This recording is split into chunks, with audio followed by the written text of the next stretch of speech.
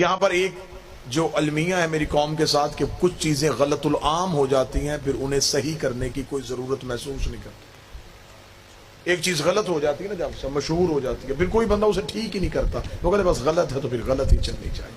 اب یہاں پر ایک غلط العام ایک چیز جو ہے وہ بیان کی جاتی ہے۔ امام حسین علیہ السلام نے احرام توڑ دیے، یہ لفظ حسین کے شایان شان نہیں ہے۔ احرام توڑنا ایک عمل کبیح ہے جسے امام سرزد نہیں دے سکتے۔